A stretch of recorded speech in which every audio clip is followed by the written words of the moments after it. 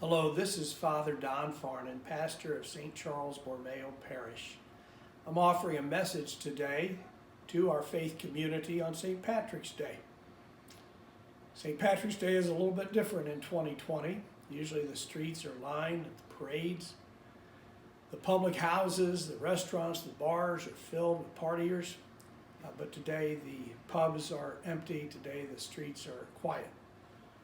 I think it was Hippocrates, the ancient Greek philosopher and physician, who is credited with saying that desperate times call for desperate measures. And it seems like we're in one of those times now.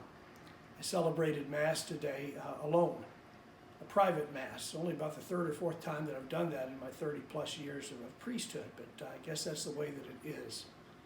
I just want to offer a couple of items to our faith community to let you know what is going on and try to be as clear as I can. There will be no public masses celebrated from now until a time in early April. We're hoping that it will be April 3rd that we can celebrate Palm Sunday and the Easter celebrations, but we'll keep you updated on that. We are a community of faith, and so I would ask that we try to stay in communion. It was interesting at the Mass this morning, even though no one was with me, that I was able to reflect upon the community of faith and seek to pray for us and for our communion with God. The church will remain open during this time, during the daytime hours. If you want to stop in and offer a daily visit or a quiet visit before the Blessed Sacrament, we will have adoration on Wednesday afternoons as usual. Our food pantry and other social ministries will continue, though they make a little bit of adjustments because of the coronavirus. If you want to come for the sacrament of confession, simply call and you can set an appointment with me. The parish office will remain open to continue our operations during the regular hours. But most of our Lenten gatherings for March have been postponed. The fish fry, the St. Joseph table, the blacklight bingo, the pancake breakfast, our communal penance service. We'll have these celebrations probably in the Easter season.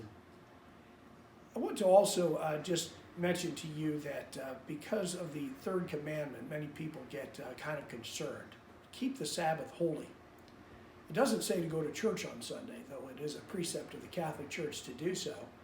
To keep the Sabbath holy, there are lots of ways to do that. I encourage you to go online with EWTN to see the Mass or other favorite search engines in which you can collect that, or television. I think that we will also try to streamline a Mass here for those who are able to receive it for Sunday, or at least to offer some Sunday messages.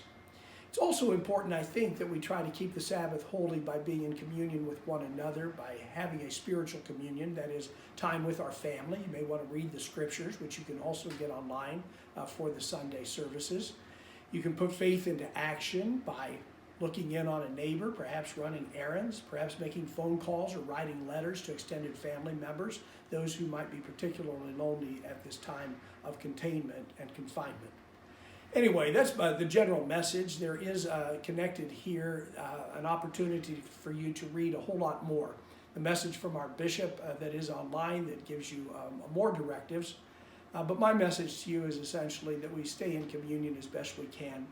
You might think about those who you normally sit with at a Sunday Mass and pray for them, think of them. Pick up the parish directory and look at names and pray for one another.